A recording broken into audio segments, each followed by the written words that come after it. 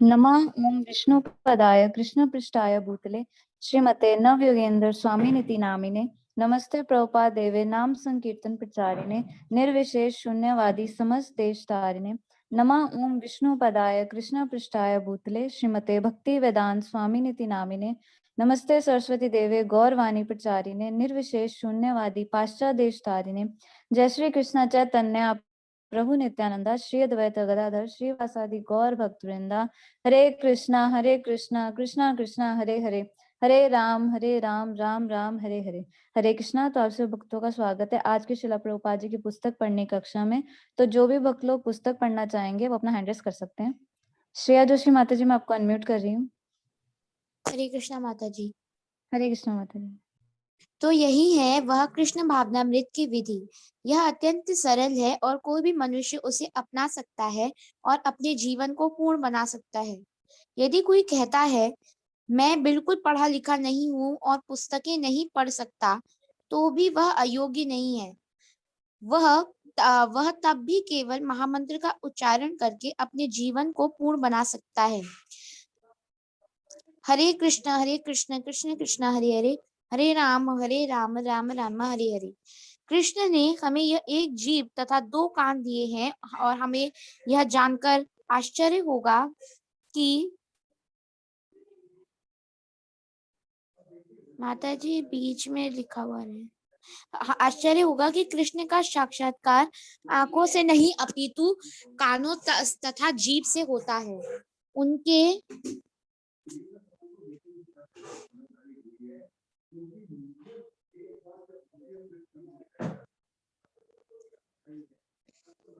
संदेश को सुनकर हम जीव को वश में करना सीखते हैं और जब जीव वश में हो जाती है तो अन्य इंद्रियां भी वश में हो जाती हैं।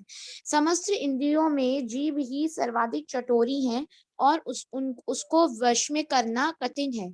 लेकिन मात्र हरे कृष्ण के कीर्तन से तथा कृष्ण प्रसाद का आस्वादन लेने से वह वश में की जा सकती है। हम इंद्रिय अनुभूति द्वारा या केवल तर्क वितर्क द्वारा कृष्ण को नहीं समझ सकते। यह संभव नहीं क्योंकि कृष्ण इतने महान हैं कि वे हमारी इंद्रियों की अनुभव क्षमता से परे हैं। लेकिन समर्पण शरणागति द्वारा उन्हें जाना जा सकता है। अतएव कृष्ण इस विधि को संस्तुति करते हैं। सर्वधर्मानि परित्यज्य मामेकं शरणं व्रज अहं त्वा सर्व पापेभ्यो मोक्षयिष्यामि मा शुचा। तुम सारे धर्मों को त्याग दो और केवल मेरी शरण में आ जाओ। बदले में मैं समस्त पाप कर्मों के फलों में से तुम्हारी रक्षा करूंगा। अतएव तुम्हें डरना नहीं चाहिए। भगवत गीता 18.66। दुर्भाग्यवश हमारा रोग यह है कि हम विद्रोही हैं। हम स्वभाववश अधिकारी का प्रतिरोध करते हैं। हम भले ही यह कहते रहें कि हमें किसी अधिकारी की आवश्यकता नहीं है, लेकिन प्रकृति इतनी प्रबल है कि वह हम पर किसी न किसी प्रकार की सत्ता थोप देती है। हमें प्रकृति की सत्ता स्वीकार करनी पड़ती है। उस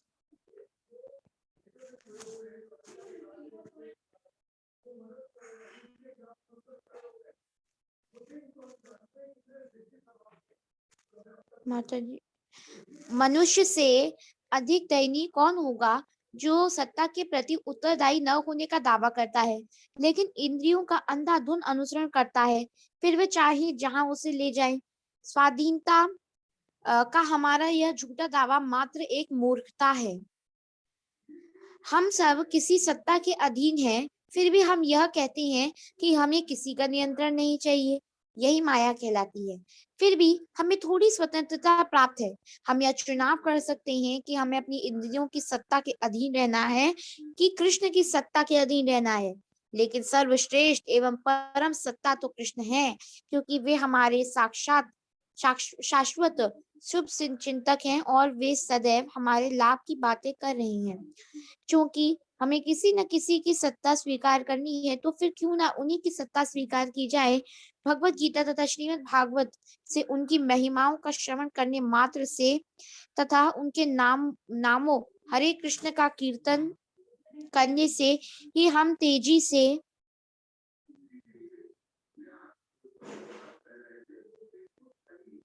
अपना जीवन पूर्ण बना सकते हैं। हरे कृष्णा माता जी। हरे कृष्णा माता जी। धन्यवाद माता जी। नीलम माता जी, मैं आपको अनम्यूट कर रही हूँ। हरे कृष्ण माता जी, दंडवत प्रणाम। हरे कृष्णा माता जी।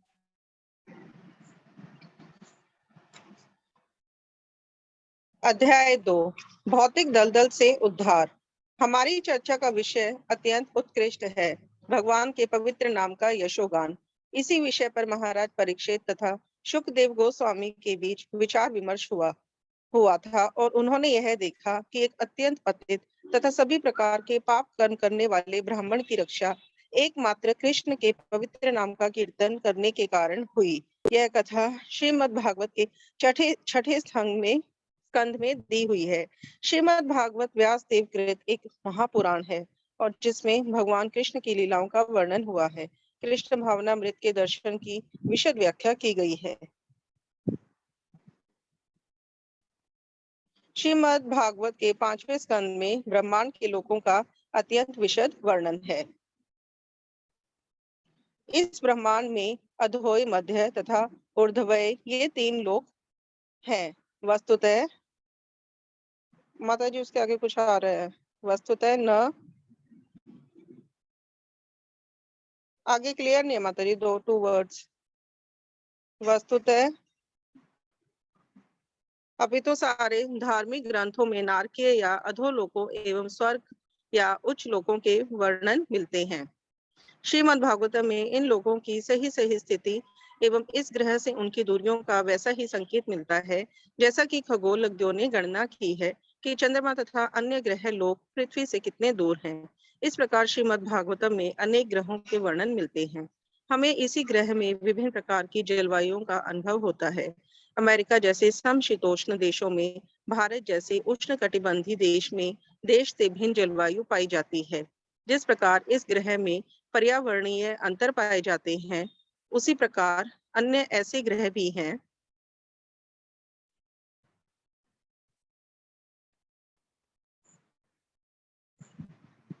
माता जी स्क्रॉल कीजिए, जहाँ के वायुमंडल तथा पर्यावरण काफी भिन्न है। शुकदेव गोस्वामी से ऐसे ग्रहों का वर्णन सुनने पर परीक्षित महाराज ने कहा, अदु नेह महाभाग यथैव नरकान नरः नानो ग्रयात नान ने आत तन्मे व्याख्या तु मरहसी। शहे महाभाग, मैंने आपसे नरक लोकों के विषय में सुना। जो लोग अत्यंत पापी होते हैं वे इन लोकों में भेजे जाते हैं। श्रीमद् भागवतम 6.1.6। परीक्षित महाराज वैष्णव भक्त थे और एक वैष्णव सदा अन्यों के कष्ट के प्रति दया का अनुभव करता है। उदाहरणार्थ, जब ईसा मसीह प्रकट हुए थे तब वे लोगों की दयनीय दशा देखकर अत्यंत दुखी हुए। इस प्रकार सारे वैष्णव या भक्तजन जो भक्त या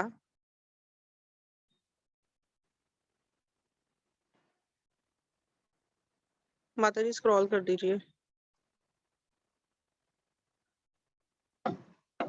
जो भक्त या कृष्ण भावना भावित होते हैं, चाहे वे किसी देश या संप्रदाय के हों, अत्यंत दयालु होते हैं। अतएव वैष्णव की अर्थात भगवान की महिमाओं के उपदेशकर्ता की निंदा करना महान अपराध है। कृष्ण हरे शुद्ध कृष्णा वैष्णव माता के जी। हरे कृष्ण माता जी, धन्यवाद प्रणाम। धन्यवाद माता जी। शशिपाल प्रभु जी, मैं आपको अनम्यूट कर रही हूँ। हरे कृष्ण माता जी, दंडवत प्रणाम। हरे कृष्णा प्रभु जी।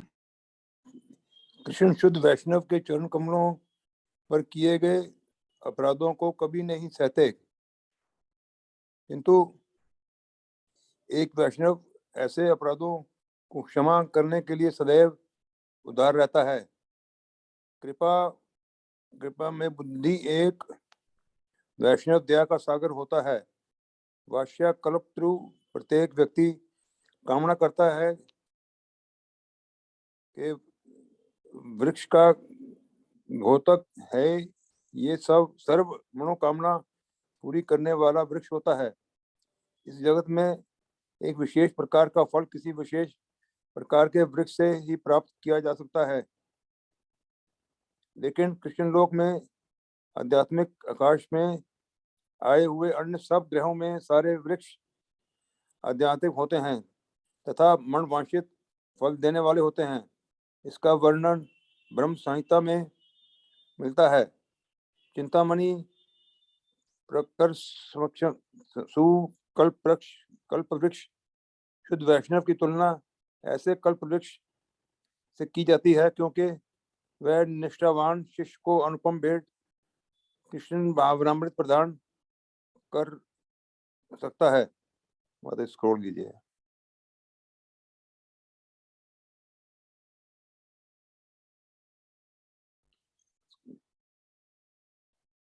वैष्णव को महाभाग कहकर संबोधित किया जाता है, जिसका अर्थ होता है भाग्यशाली। जो मनुष्य वैष्णव बनता है और भागवत भावित होता है, उसे परम भाग्यशाली समझा जाता है। इस युग में कृष्ण भावनामृत के प्रमुख प्रचारक भगवान श्री चैतन्य महाप्रभु ने बताया कि ब्रह्मांड के विविध लोकों में रहे हुए सारे जीव विविध योनियों में भ्रमण कर रहे हैं। जीव अपनी इच्छा अनुसार कहीं भी जा सकता है, स्वर्ग को या नरक को। उसे केवल वहां जाने के लिए अपने आप को तैयार करना होता है। स्वर्गलोक अनेक हैं, नरकलोक भी अनेक हैं और जीवों की योनियां भी अनेक हैं। पद्म पुराण के अनुसार जीवों की 84 लाख योनियां हैं और जीव अपने वर्तमान जीवन की प्रवृत्ति के अनुसार इन समस्त योनियों में चक्कर लगाता रहता है और शरीर उत्पन्न करता रहता है। यहाँ पर जैसा वो वैसा कठोर का सिद्धांत लागू होता है। भगवान श्री चैतन्य,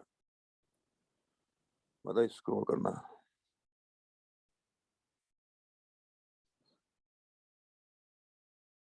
महाप्रभु कहते हैं कि भौतिक जगत में देहांतर करने वाले इन असंख्य जीवों में से कोई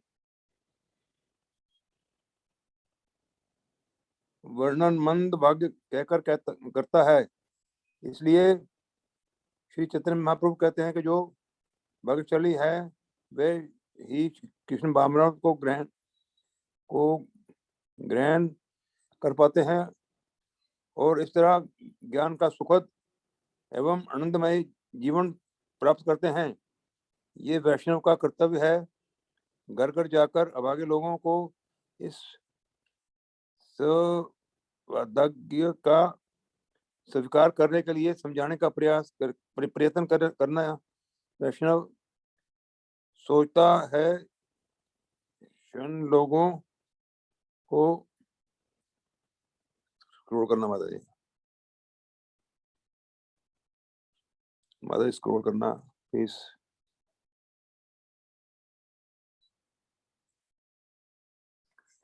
माता जी प्लीज स्क्रॉल करना।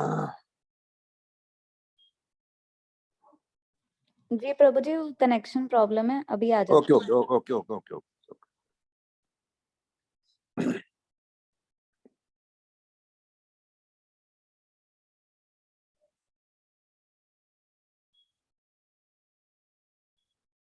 उनके नारकीय जीवन से किस तरह उबारा जाएगा, ये जिज्ञासा महाराज परीक्षित ने भी की थी। उन्होंने पूछा था,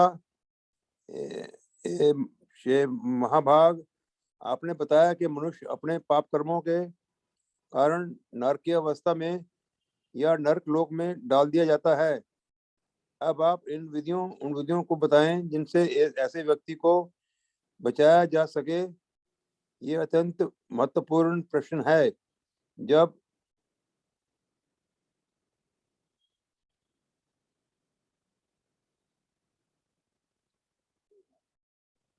कोई वैष्णव आता है, जब स्वयं भगवान आते हैं या जब भगवान के पुत्र या विश्वास पात्र भक्तगण आते हैं, तो उनका एकमात्र उद्देश्य पापी लोगों को कष्ट से बचाना होता है। उन्हें इसका ज्ञान रहता है कि ऐसे किस तरह किया जा सकता है। जब प्रहलाद महाराज को भगवान नृसिंहदेव के दर्शन हुए तो उन्होंने कहा, हरे कृष्णा प्रभु जी। हरे कृष्णा माता जी। धन्यवाद प्रभु जी, आप सभी भक्तों का पुस्तक पढ़ने के लिए बहुत बहुत धन्यवाद। तो आज हमारे बीच हिज ग्रेस आदि केशव प्रभु जी हैं। प्रभु जी बिलासपुर से बिलोंग करते हैं और प्रभु जी ने कंप्यूटर इंजीनियरिंग की है। करंटली प्रभु जी कोल इंडिया लिमिटेड में काम करते हैं। तो प्रभु जी का बहुत बहुत स्वागत है। हरे कृष्णा प्रभु जी, दंडवत प्रणाम। Over to you. Hare Krishna माता जी, thank you very much. Hare Krishna प्रभु जी, दंडवत प्राप्त। दंडवत। हरे कृष्ण। ओम अज्ञानतिमिरन्धस्य ज्ञानञ्जनशलाकया चक्षुरुन्मिलितं येन तस्मै श्रीगुरुवे नमः। नमः ओम विष्णुपदाय।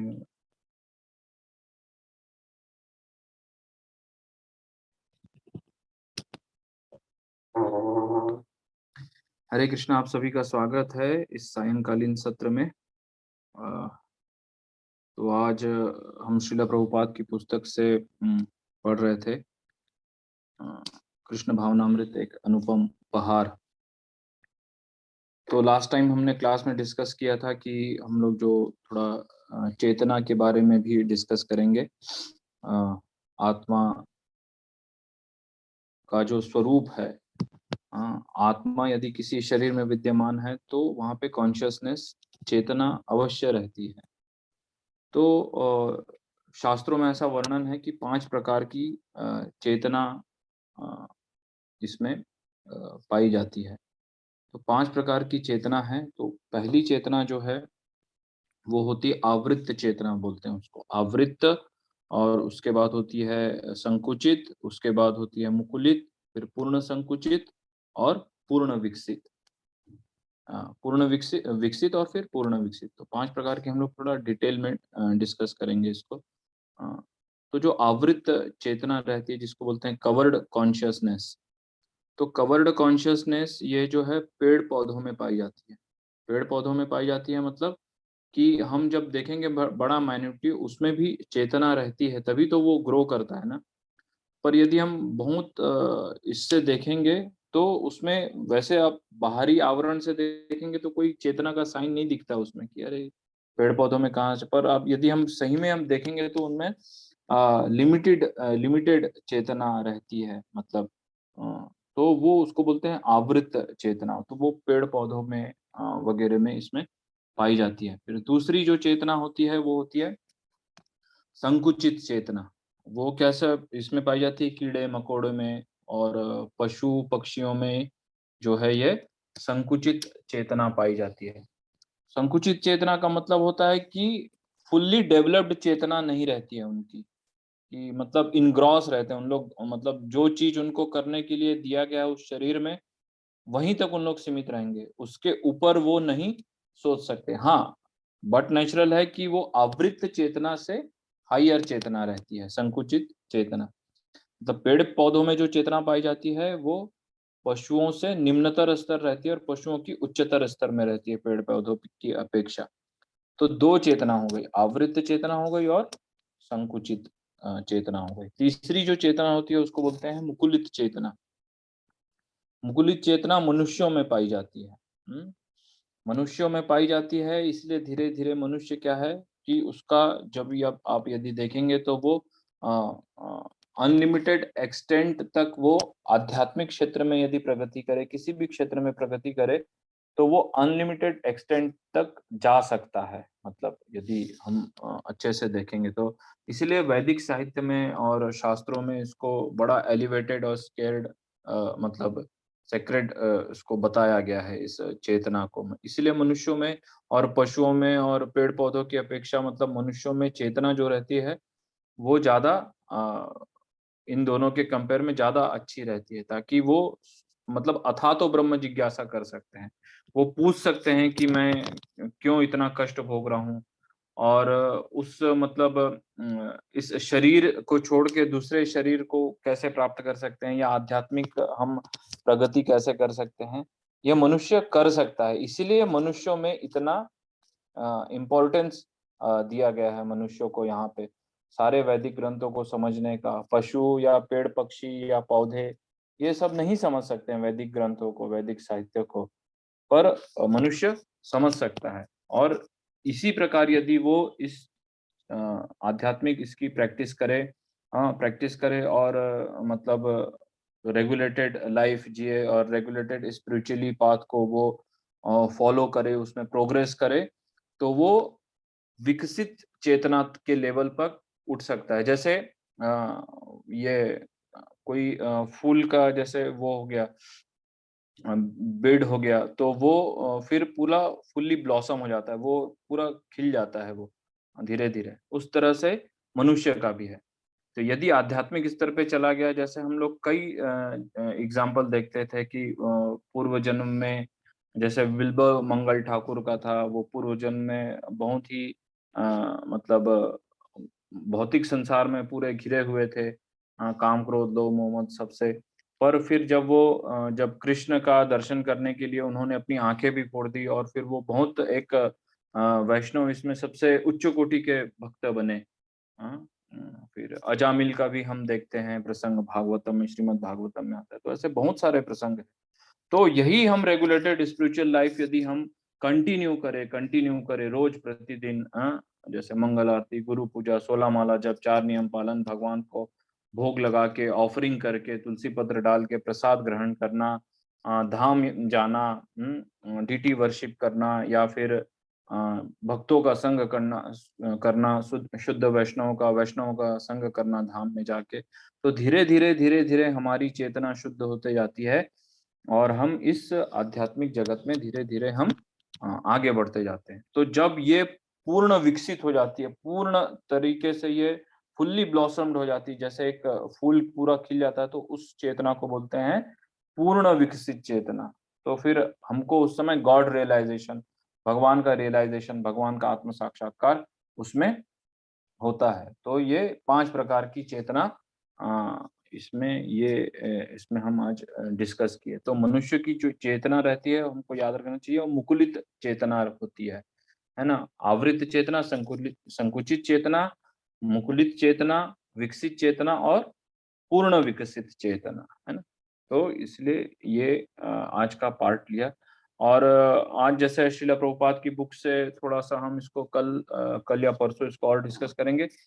कल चूँकि महाशिवरात्रि है तो थोड़ा-सा टॉपिक से हट के थोड़ा-सा डिस्कस कर लेते हैं।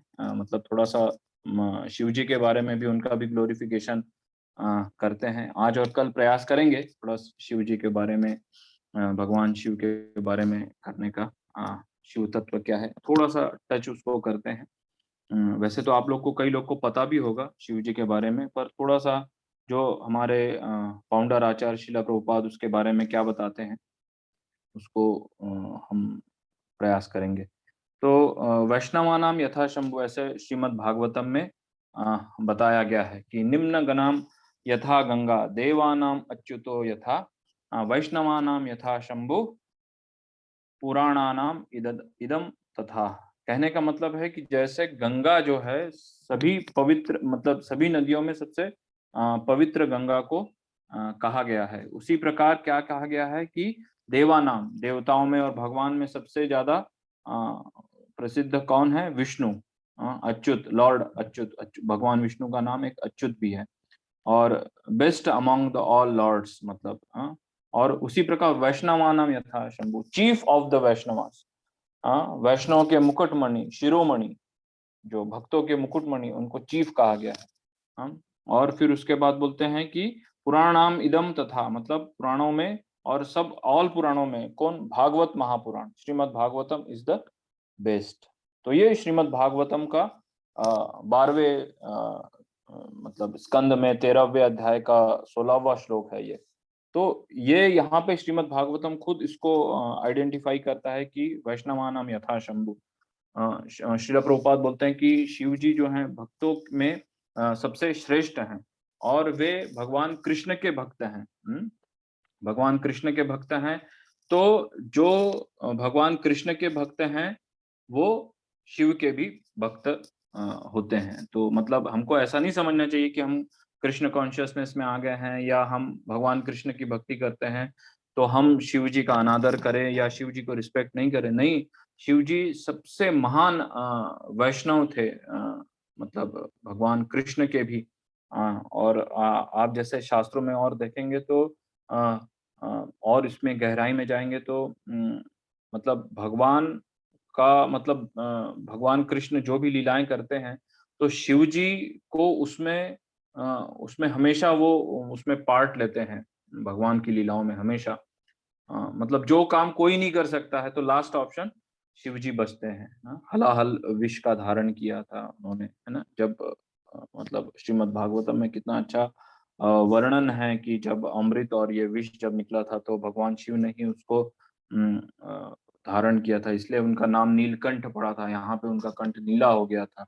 हाँ, तो जैसे वृंदावन में श्रील प्रभुपाद बोलते हैं कि गोपेश्वर महादेव है। हाँ, तो गोपियां भी हाँ, शिव जी की आराधना करती थी, न कि शिव जी की, इवन कात्यायनी दुर्गा देवी की आराधना करती थी। तो श्रीला प्रभुपाद इसके ऊपर मेन एम्फेसाइज ये करते हैं कि उनके बताने का तात्पर्य ये है कि वो शिव जी या दुर्गा देवी से या फिर कात्यायनी देवी से कुछ भौतिक चीजें नहीं मांगती थी।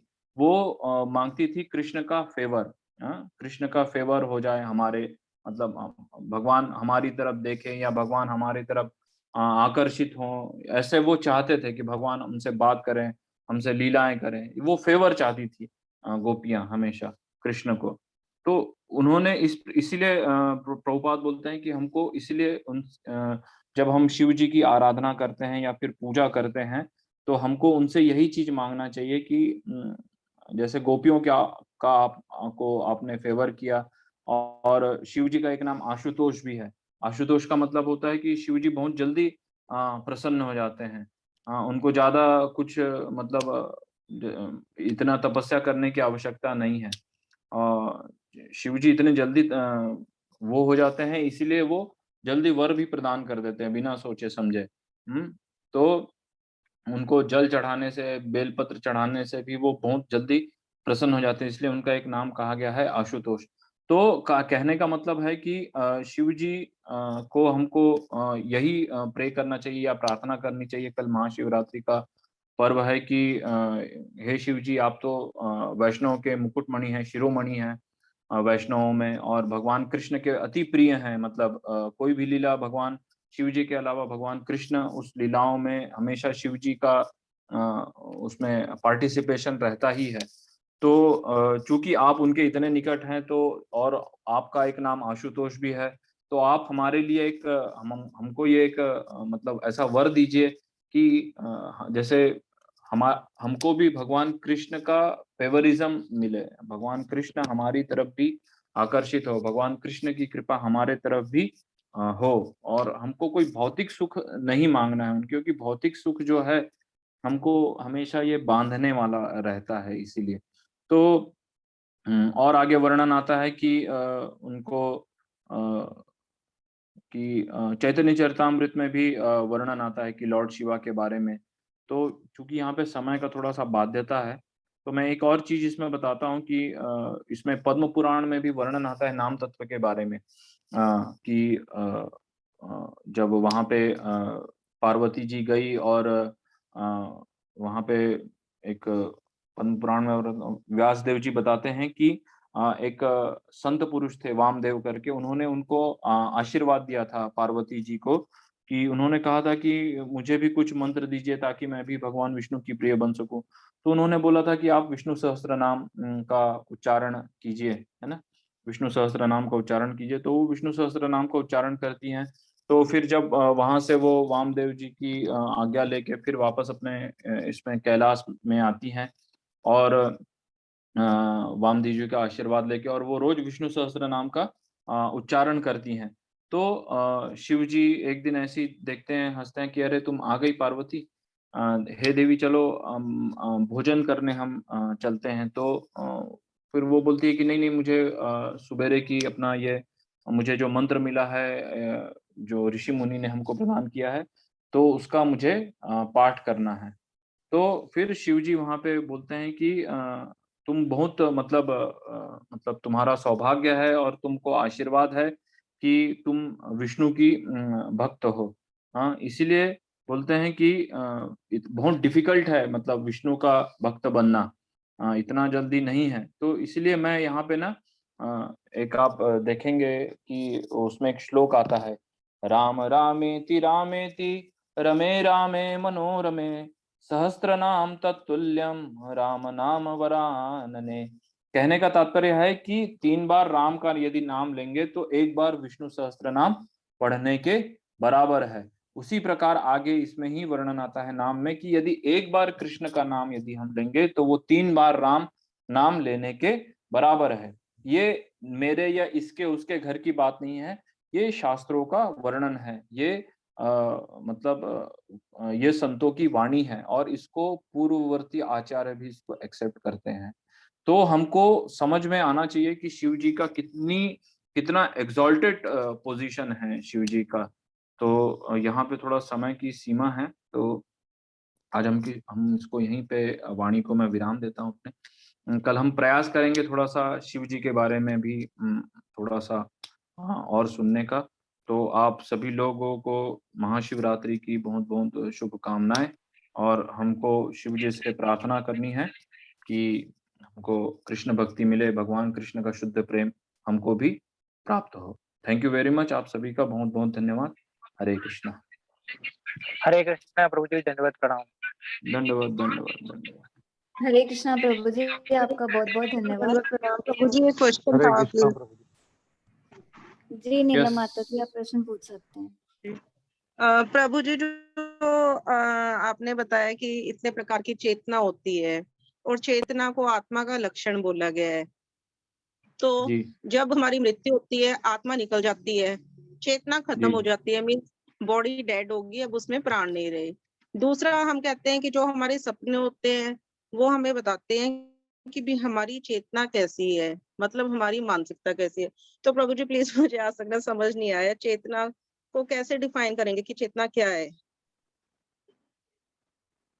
चेतना का मतलब है ना माता जी की हम किसी भी चीज पे रिएक्ट करते हैं ना। हम यदि मान लीजिए कि मुझे किसी ने चींटी काटा या किसी ने सुई चुभाई, हाँ तो जी, मेरे में कॉन्शियसनेस है तभी तो मैं उसको रिएक्ट कर सकूंगा, या मैं उसको ठीक मना है। करूंगा, या कोई मुझे मेरा बाल खींच रहा है या कोई मुझे जलाने का प्रयास कर रहा है तो मैं उसको प्रोटेक्ट करूंगा ना, डिफेंड करूंगा अपने आप को। हाँ करेक्ट। जी, हाँ जी, सेमली यदि कोई डेड हो जाता है या डेड बॉडी को आप खींचिए, नोचिए, कुछ भी कीजिए, हाँ जी, उसको कुछ फर्क नहीं पड़ेगा। क्यों? क्योंकि हाँ जी, आत्मा निकल गया है, तो हाँ जी, आत्मा के साथ ही चेतना है।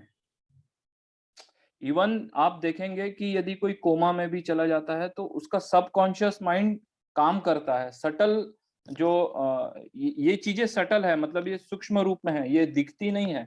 जैसे हाँ आत्मा जी, हमको हाँ नहीं जी, दिख पाएगी।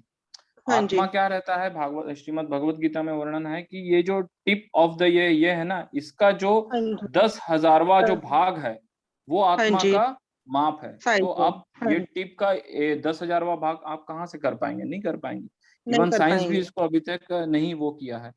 तो हाँ उसी जी, प्रकार ये चेतना रहती है, जहां आत्मा है हाँ वहां जी, चेतना है। हाँ और जी, मृत शरीर में हम कोई चेतना नहीं देखते। तो हाँ उसी ये जी, चेतना का अलग अलग प्रकार है ये। और जब आप जो पूछ रहे हैं कि जब डेथ हो जाती है, तो डेथ हो जाती है तो यही जो आत्मा है, आत्मा के साथ साथ परमात्मा भी हमारे चेतना, हृदय में विराजमान रहते हैं। हाँ हाँ, जी, हाँ एक जी, हमने क्लास अटेंड की थी तो उसमें उसमें उसमें उसका डिटेल वर्णन किया था। तो कि भगवान वहां पे मतलब जो 3 विष्णु अवतार लेते हैं उसमें से एक विष्णु के रूप में वहां पे हाँ जी, छोटे से इसमें वो हाँ जी, खड़े रहते हैं हमारे इधर हाँ हृदय के जी, यहाँ। तो हाँ वो जी, हाँ उस जी, आत्मा को कैरी करते हैं हमारे कर्मों के अनुसार। ठीक है, एग्जैक्टली हमने जो भी कर्म किए हैं, यदि मान लीजिए कि हाँ मैं जिंदगी भर पूरा मांस ही काटता रहा, तो मेरा और जो अंत में जो भी मेरा जहां भी मेरी मति होगी वहीं मेरी गति जाएगी, मतलब वहीं हाँ जी, मेरा शरीर जाएगा। मैं जिसके बारे में हाँ सोच रहा हूँ, मान लीजिए यदि मैं किसी सुंदर स्त्री के बारे में यदि सोचता रहा अंत समय में, तो मेरे को स्त्री का ही शरीर मिलेगा। या मैं हाँ किसी जी, और मेरे स्वजनों के बारे में सोचता रहा तो मेरे को सेम शरीर मिलेगा। तो जी प्रभु जी, परमात्मा हमको गाइड करता है और परमात्मा ही उसको कैरी करता है, उस आत्मा को दूसरे शरीर तक। हमको नहीं समझ में आता है, पर हाँ परमात्मा जी, हमारे साथ रहता है। हाँ जी, और हाँ जी, ऐसा नहीं है कि एक ही आत्मा के साथ एक परमात्मा रहेगा, जितनी भी आत्मा है उन सबके साथ परमात्मा रहता है। हाँ तो जी, हाँ ये जी, है भगवान का, हाँ जी, ये एक विस्तृत रूप से हम समझ हाँ सकते हैं। जी, भगवान का ही एक अंश है आत्मा भी। और जो स्वप्न आते हाँ हैं जी, हमको, वो सटल रूप में हाँ जी, आते हैं हमको। तो वो भी हमारी जो क्योंकि हाँ हमारी जी, चेतना अभी इतनी विकसित नहीं हुई है कि हमको भगवान के ही स्वप्न है रोज। तो हम जो हाँ दैनिक जी, हाँ जो जी, भी कार्य करते हैं या जो भी चीजें हैं हमसे वो रिलेटेड, या कुछ सांप देख लिया तो हमको रात में 1 या 2 दिन के बाद सांप दिखेगा, या कुछ ऐसा डरावनी पिक्चर देख ली, या कुछ डरावना ऐसा देख लिया, या कुछ ऐसा सुन लिया, तो हमारा मन वहीं जाता है ना। इसीलिए हमको सूक्ष्म रूप में हमको ये सपने भी आते हैं हमको।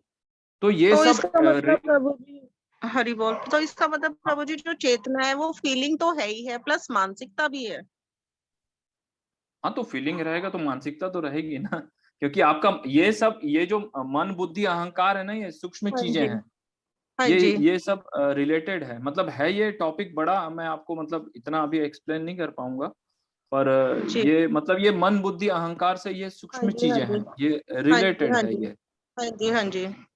वो तो प्रभु जी एक्चुअली पता है जो आपने बताया ना, ये सारी बातें समझ आने के बावजूद भी ना, मतलब कि फिर पता नहीं क्यों फिर भी ये चीज ना, मतलब लक्षण, मतलब कि जैसे अब मानसिकता से कोरिलेट करो इसे, यानी कि जो मेरी सोच है वैसा ही मुझे सपना आया, तो उसको हाँ। चेतना कैसे कहेंगे फिर?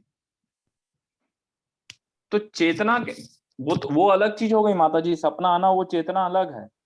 चेतना वो का चेतना मतलब अलग रहता है है। कि हाँ, वो चेतना कैसे, सपना तो अलग है ना। सपना मतलब आपका, आपकी बुद्धि जहां जा रही है, आपका मन जहां जा रहा है, हाँ जी। तो चेतना उसके साथ नहीं जाती है। नहीं, हम ये नहीं कहते कि जैसा जैसी हमारी चेतना है वैसा ही सपना आएगा, वो चेतना अलग है। वो चेतना नहीं है, वो चेतना नहीं है माता जी। चेतना का मतलब होता है कि कॉन्शियसनेस, हम किस चीज के लिए हाँ जी, हाँ कॉन्शियस जी, हैं। ठीक है करेक्ट। प्रभु जी, मैं तो एक्चुअली इन दोनों को कोरिलेट करती थी। नहीं नहीं, कोरिलेट मतलब ऐसा नहीं है। कॉन्शियसनेस का मतलब है कि हमको हमारी जो चेतना है, जैसे आप बोल रहे हैं ना कि हमारा जहां मन जाएगा वैसे ही प्रकार के सपने आएंगे हमको। हाँ जी, ठीक है। तो यदि आप भक्ति करेंगे, यदि आप जप कर रहे हैं, हाँ, आप डीटीज का वो ले रहे हैं, डीटीज का श्रृंगार कर रहे हैं, तो आप जैसे वृंदावन जा रहे हैं या मायापुर जा रहे हैं, तो आप देखिए, आपको आप हम में से कई लोगों ने ऐसा रियलाइजेशन किया है कि कुछ ना कुछ ऐसे स्वप्न भगवान के बारे में, या कुछ भगवान की लीलाएं ऐसी हमको स्वप्न में भी दिखाई देती हैं कभी कभी। हालांकि जी, हम लोग किसी से अपन ये सब डिस्क्लोज नहीं करते। कोई जो अभक्त हाँ है जी, हाँ वो जी, बोलेगा अरे कुछ भी फेनेटिक बातें करता है। तो हमारा जो मन बुद्धि अहंकार है, ये मन बुद्धि, जो हमारा मन जहाँ पे जाता है ना, वहां पे हमारा कॉन्शियसनेस भी सटल वे में हमारा वो रहता है। उसको जी आप को प्रभु जी, रिलेट कर सकते हैं मतलब। ठीक, तो चेतना ये मतलब बाहरी इसमें बताया, वैसे तत्वतः इसका तो बहुत बड़ा डिस्क्रिप्शन है उसमें, तब ठीक, एक ठीक, ठीक पुस्तक है है इसके प्रभु जी। ऊपर पूरा, है ना। तो होप सो आपको थोड़ा थैंक सा यू प्रभु जी, अंडरस्टैंड हरे हुआ कृष्णा, होगा। दंडवत प्रणाम। हरे कृष्ण माता जी, thank you very much. Hare Krishna हाँ जी, प्रभु हाँ जी, एक जी, लास्ट जी प्रश्न प्रभु जी। लेंगे अनूप प्रभु जी का। हरे कृष्ण। अनूप प्रभु जी, आप अपना प्रश्न पूछ सकते हैं।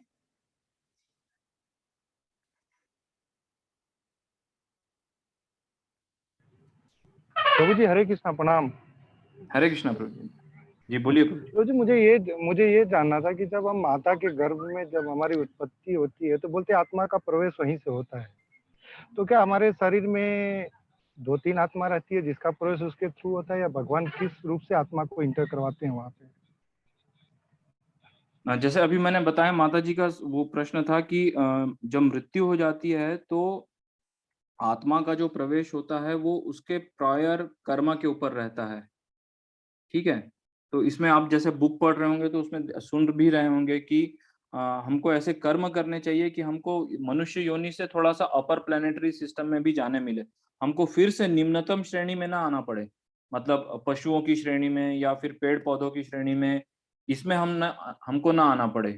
तो इसीलिए हमको अपना स्पिरिचुअल एडवांसमेंट करना चाहिए, ताकि हमको फिर से मनुष्य जन्म मिले, ताकि हम फिर से भक्ति, फिर से मतलब जहाँ छोड़े थे वहां से फिर भक्ति कर सके।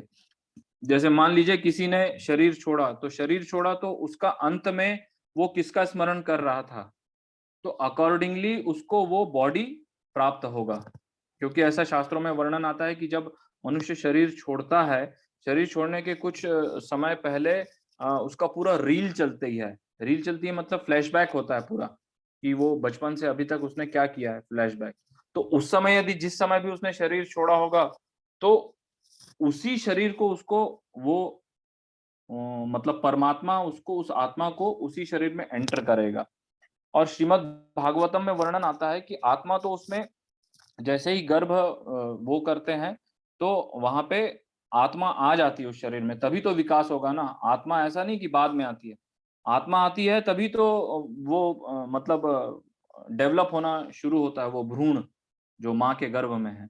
और जब कॉन्शियसनेस जो है, वो श्रीमद् भागवतम वर्णन करता है कि 7 मंथ में वो कॉन्शियसनेस उसको आती है, तब वो श्रीमद् भागवतम में वर्णन है ऐसा कि वो फिर प्रार्थना करता है भगवान से कि भगवान मैं यहाँ पे मतलब उल्टा माँ के गर्भ में ऐसा और प्लास्टिक की थैली में ऐसे झिल्ली में लेटा हूँ, वही मैं वो जो खाना है जो माँ खा रही है वही, और वो फिर जो बालक या जो जीव है वो वहीं पे वो टट्टी पेशाब सब करता है, वो वही उसको वो वही खाता है, वो इंसेक्ट्स वही खाता है वो सब चीजें। तो वो बहुत माता के गर्भ में बहुत दयनीय स्थिति। मान लीजिए कोई हमको ऐसा उल्टा लटका दे 10 मिनट के लिए, तो क्या स्थिति होगी। और श्रीमद् भागवतम हमारे शास्त्रों में इसका इतना वर्णन है कि उस समय वो जब 7 मंथ का जब होता है तब उसकी कॉन्शियसनेस डेवलप होती है, तब वो भगवान से बहुत आतुर हृदय से प्रार्थना करता है कि भगवान मैं इस माँ के गर्भ में निकलने के बाद आपके का भजन करूंगा और कुछ नहीं करूंगा। पर फिर भौतिक संसर्ग में आके वो भूल जाता है। तो ये है, तो हमको परमात्मा ही हमको ले जाता है, परमात्मा ही गाइड करता है सबको। पर जो हमको फ्री विल मिली है, जो हमको थोड़ी सी जो स्वतंत्रता मिली है ना, कि हम अच्छे की तरफ भी जा सकते हैं या बुरे की तरफ भी जा सकते हैं, तटस्थ हम नहीं रह सकते, या तो निगेटिविटी या तो फिर पॉजिटिविटी। तो इसीलिए हमको ये प्रयास करना चाहिए कि हम ऑलवेज पॉजिटिविटी, ऑलवेज आध्यात्मिकता की ओर प्रगति करें।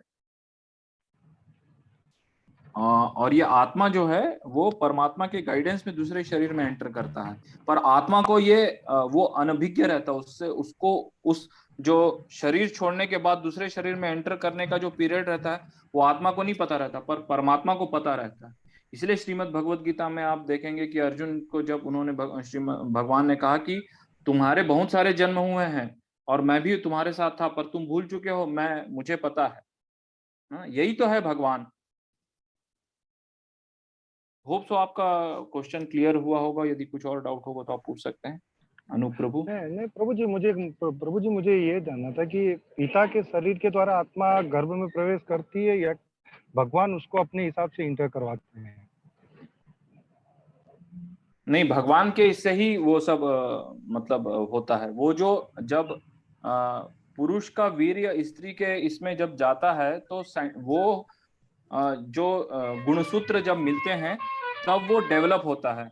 तो वो जो शक्ति आती है डेवलपमेंट वाली, तो जो डेवलपमेंट वाली है, तो वो एंट्रेंस वहीं से होता है। वो तो वो बीजदायक जो है, अहम बीज प्रदः पिता, मतलब मैं सभी का जो है, मैं बीज प्रदान करने वाला पिता हूं मैं, एक्चुअली ओरिजिन में देखा जाए तो नेचुरली मतलब वीर्य के थ्रू ही ये प्रोसेस चालू होता है। प्रभु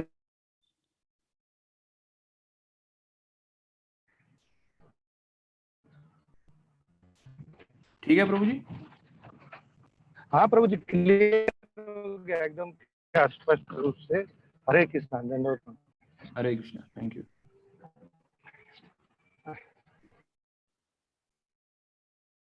और किसी का कोई प्रश्न?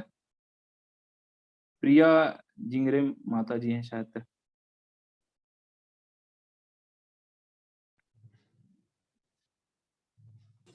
हरे